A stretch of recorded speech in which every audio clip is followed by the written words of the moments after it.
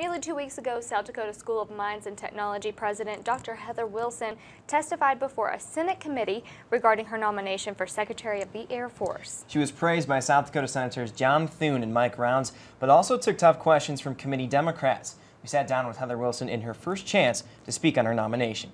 It's certainly an honor. I didn't anticipate returning to federal service, and I very much like being a university president. But sometimes you're asked to serve and serve your country, and the right thing to do is to serve.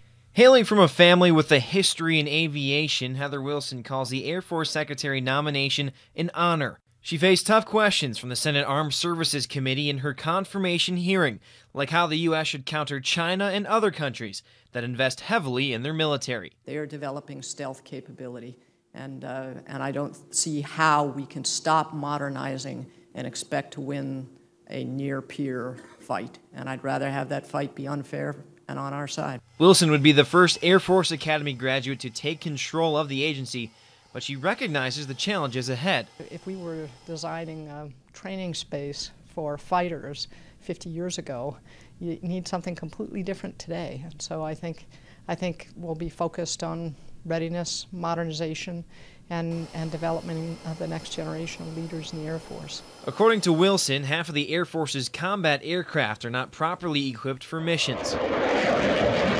Since the passing of the Budget Control Act of 2011, there's an increase in demand for air power, but a decrease in available airmen, prompting another hurdle if she's confirmed. There are plenty of challenges there. The first and biggest one, of course, being the budget, and the fact that the Air Force is too small for what the nation expects of it.